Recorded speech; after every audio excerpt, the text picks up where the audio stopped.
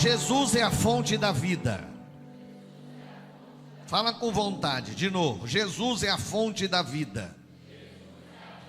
Salmo 89, 14. Vai lá, Salmo 89, 14. Leia comigo, vai lá, 1, 2, 3. Justiça são a base do trono de Deus. Tá, peraí, o que está escrito lá? Amor, bondade é a base? Sim ou não? Justiça e juízo são a base do trono de Deus. Aí, misericórdia e verdade vão adiante do teu rosto. Depois Hebreus capítulo 4, 16. Vamos lá. Cheguemos, pois, com confiança. Aonde? Ao trono da graça de Deus. Irmãos, eu estou vendo uma mensagem para mim pregar. Irmão, o que está cheio de crente que não sabe nem quem é Jesus direito. Ele sabe tudo de rede social, mas ele não sabe de vida eterna. O texto diz: cheguemos, pois, com confiança. Você vai chegar sabendo que a sua oração será ouvida. Está vendo? Você nem falou amém, porque você não está entendendo o que eu estou falando. Eu vou tentar de novo. Cheguemos, pois, com confiança ao trono da graça. Isso é, você vai chegar diante de Deus porque você sabe que a sua oração vai ser ouvida de verdade. Não vai ser algo, talvez não, vai ser e acabou. Tudo é possível para Deus. Vamos lá, para que possamos, alcançar o quê? E achar, a fim de sermos ajudados no tempo oportuno. Pergunta para mim, o que é justiça, misericórdia e graça? Mas com convicção, e o ponto é de interrogação, é pergunta, não é afirmação. Vai lá de novo. O que é justiça, misericórdia e graça? Top, olha lá, escute. Justiça é Deus dar ao homem aquilo que ele merece. Isso é justiça. Deus é justo, né? Então o homem receber o que ele merece, não tem nada de errado. Deus é justo. Deus criou o homem para estar no Éden, para estar na sua presença. O homem peca, o homem se levanta contra Deus, vira-se contra Deus, peca, o pecado entrou no mundo, e hoje nós estamos vivendo nisso. Aí a gente aceita Jesus, né? Eu já vou chegar nisso, e a gente muda de vida. Agora, se a pessoa não aceitar Jesus, não descer as águas do batismo e não viver para Deus, a justiça de Deus vai chegar nela. Não, mas Deus é amor. Mas antes de amor, o que é a base do trono? Justiça e juízo. Ele vai cumprir isso e acabou. Mas eu não aceito. Não vai mudar nada. Deus continua sendo justo e fazendo juízo naquilo que Ele quer que seja feito. Misericórdia é Deus poupar o homem daquilo que ele merece. Por quê? Porque Ele é bom. Então Ele vai poupar o homem daquilo que ele merece. Isso é misericórdia, porque Deus é um Deus bom. Vamos lá. Graça é Deus presentear o homem com aquilo que ele merece. É Ele que faz além para nós. Quantos anos tem o João? Cadê o João? O João do pezão, tá lá. O João, quantos anos? Ele arruma bem o quarto dele ou não?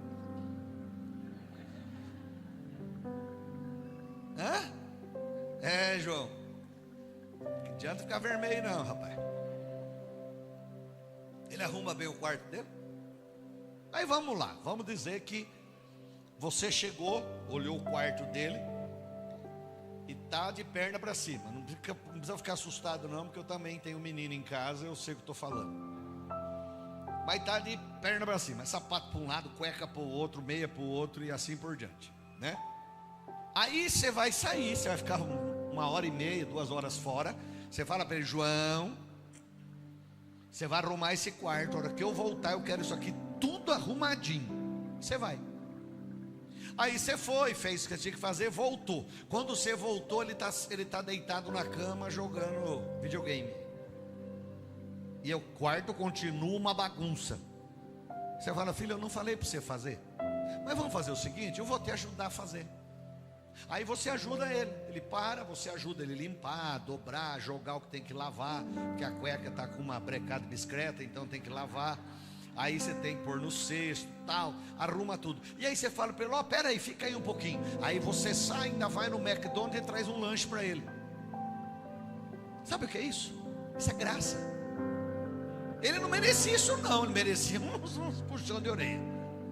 Ele não merecia isso, mas isso é graça. Você vai, ajuda a fazer e ainda recompensa. Foi isso que Jesus fez por nós na cruz do Calvário.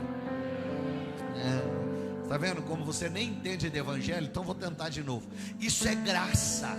Nós estávamos tudo errado, não tinha direito à salvação, não tinha direito a nada. Jesus foi para a cruz, morreu a nossa morte, sofreu a nossa humilhação, passou a nossa vergonha, nos ajudou a chegar a Deus e nos presenteou. Hoje nós vamos morar no céu, hoje nós vamos herdar a vida eterna. Ele nos deu uma nova vida com o Pai. Isso é graça. Você pode aplaudir, dar um glória, dar um aleluia bem forte. Diga comigo assim: Deus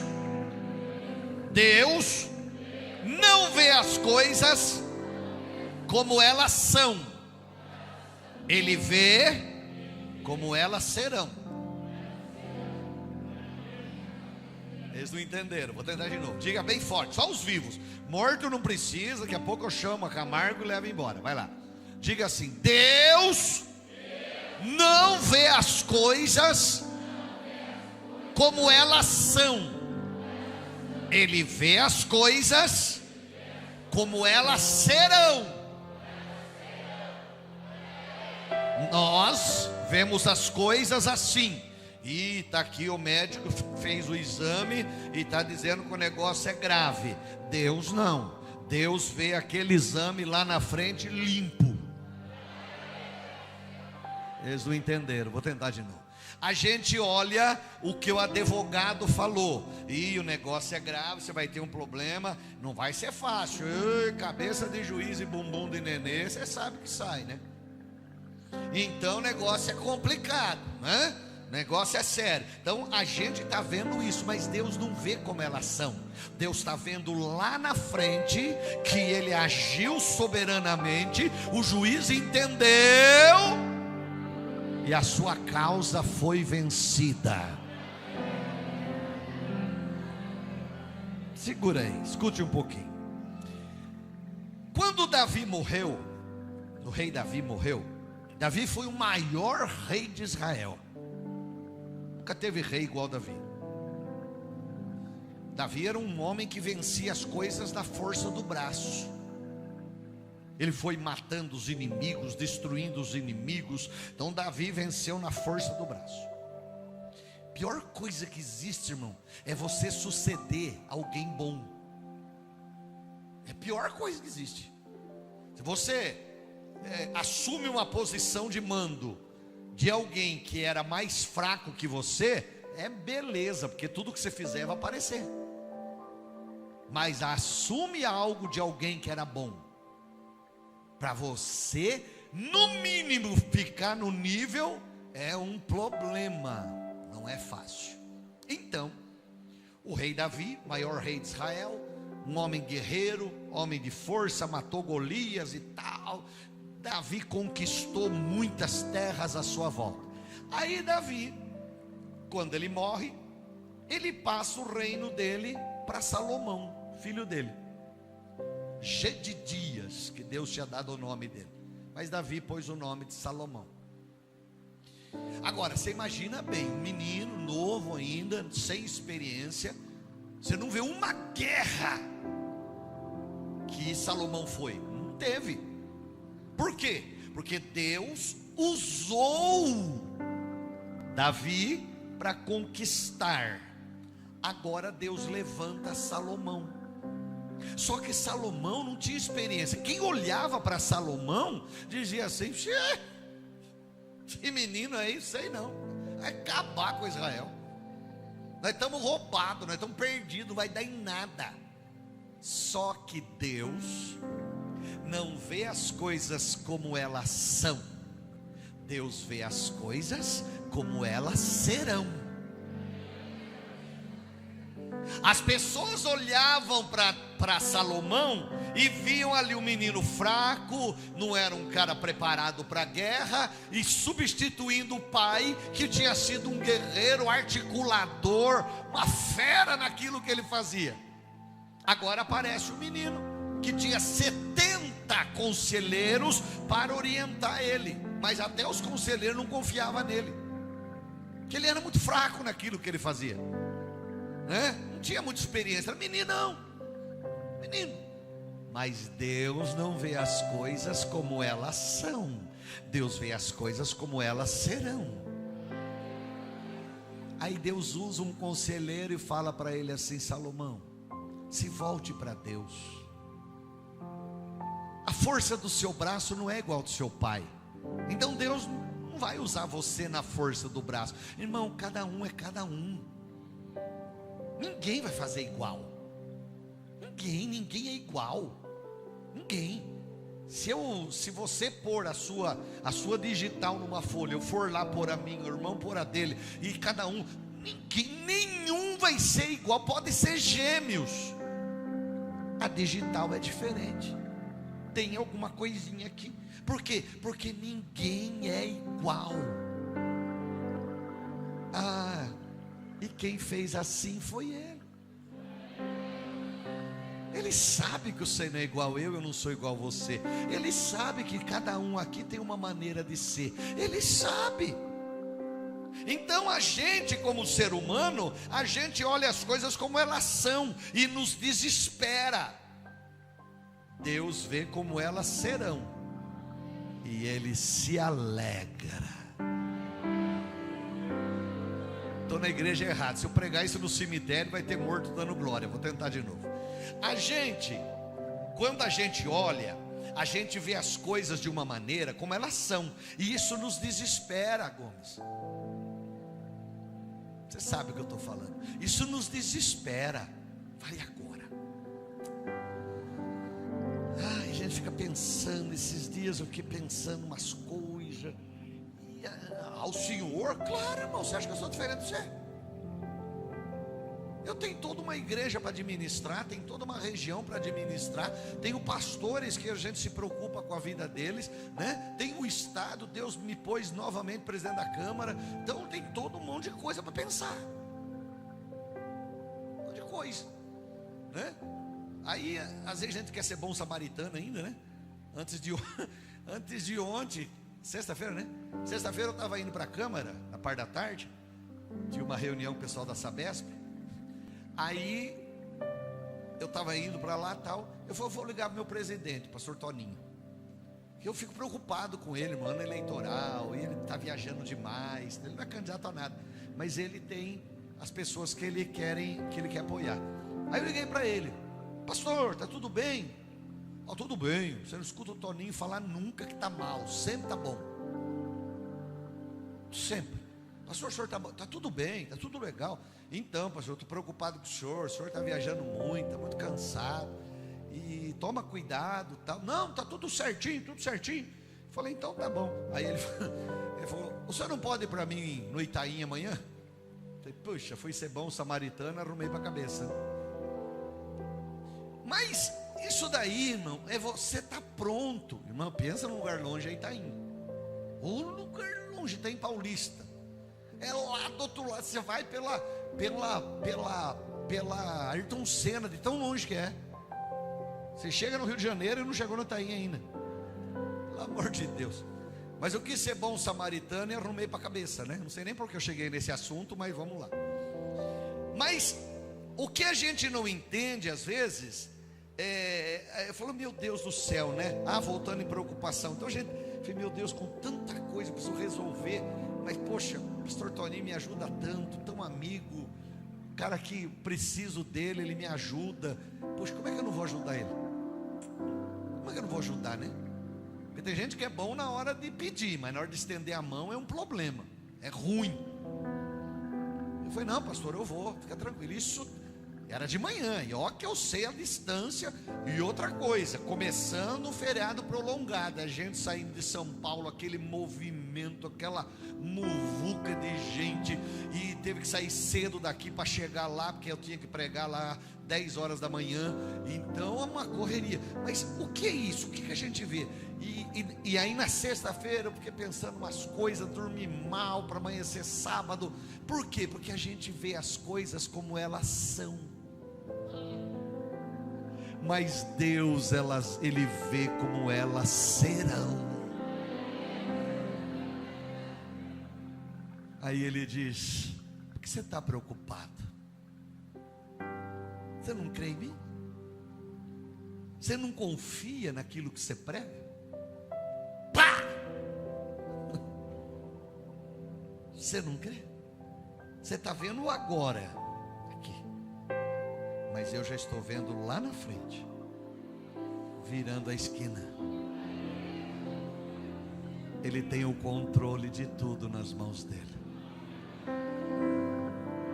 Irmãos, Isaías 40 é uma virada de página. Até o 39 você vê Deus avisando o povo: cuidado, cuidado, cuidado, cuidado, cuidado, cuidado. O povo não deu atenção. 40, o povo já estava na escravidão, já tinha vindo os inimigos e levado o povo embora. Aí o povo começou a reclamar. Sabe por quê? Porque a pessoa escuta e não faz. Aí vem o problema, ela fala: por que Deus deixou? Porque você não vigiou. Só por isso. Falou demais, falou que não devia, ficou contando coisas que não precisava. Coisa que não precisa falar, irmão. Entrega na mão de Deus. Aí o 40 começa: consolai, consolai o meu povo, diz o Senhor. Por quê? Porque o povo estava reclamando. Sabe o que Deus faz? Lê na sua casa aí as 40. Deus faz um striptease espiritual. Ele se despe diante do povo. E uma das coisas lindas que existe lá, um dos versículos diz assim: quem é que mediu as águas do planeta na concha de sua mão? Sabe lá o que é isso? Sabe quando você vai beber água na bica? Você abaixa na bica assim e faz assim, um pouquinho de água. Tem que fazer umas 3, 4 vezes, porque é pouco, né? Esse risquinho aqui, ó, é o Oceano Atlântico na mão de Deus. Esse outro aqui é o Pacífico. Esse pequititico aqui, ó, é o Rio Amazonas. Ele mediu as águas do planeta na concha das suas mãos. Sabe o que ele estava dizendo? Gente, eu sou maior do que vocês imaginam. Vocês não estão entendendo quem eu sou. Irmão, é lindo. Eu já preguei várias vezes aí as 40. É lindo que Deus mostra ali. E aí, lá no finalzinho, ele vai dizendo assim: os que confiam no Senhor subirão com asas como águias. A águia é o animal que voa mais alto. O único inimigo que a águia tem, que tenta perturbar a ela, é o corvo. O corvo é um pássaro que ele é cara de pau. Ele sobe em cima da águia, ela voando. Ele vem por cima dela, pousa em cima dela ali, voando com ela, e fica bicando a cabeça dela assim. Sabe o que ela faz? Nada. Como nada? Ela não faz nada. A única coisa que ela faz é, cada vez ela sobe mais. Cada vez ela sobe. Para ela suporta a falta de ar numa altura muito grande. Ela suporta o ar rarefeito que está lá em cima, o oxigênio. Então ela vai subindo, ela suporta. Ela vai subindo, ela não faz nada, o corvo está lá bicando, ela vai subindo. Chega um momento que o corvo não aguenta a falta de ar, ele desmaia. E o corvo cai. E ela continua linda, acima das nuvens. Aqui embaixo, às vezes, chuva, tempestade, granizo, mas ela está acima das nuvens, e o sol lá está brilhando. Para mim, para você está escuro, mas lá em cima o sol brilha. O sol não para porque a nuvem cobriu ele, cobriu para mim enxergar, mas ele está lá em cima, ele continua lá. E a minha Bíblia diz que o meu Senhor é o sol da justiça. Quando para você está tudo escuro e o inimigo está batendo na tua cabeça, o Espírito Santo vai te dizer agora: continue subindo na presença de Deus, continue subindo na presença de Deus, continue subindo na presença de Deus. O sol está lá e Ele fará justiça por nós. Se crê, aplaude de verdade da glória. Diga aleluia. Diga: Deus não vê como eu vejo, eu vejo como a coisa é, Deus vê como ela será. Deus usou Davi com a força dos braços, Deus usou Salomão com a sabedoria. Ele vai usar cada um da maneira que Ele quiser. Ele é maior do que nós imaginamos. Fica de pé no seu lugar.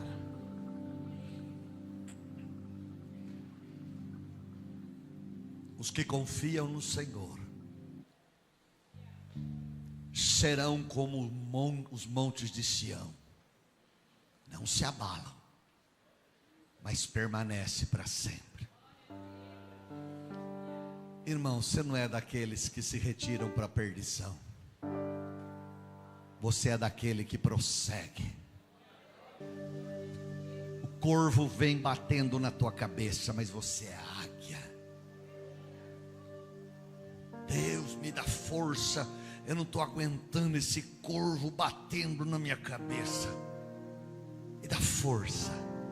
Aí Ele diz: os que confiam no Senhor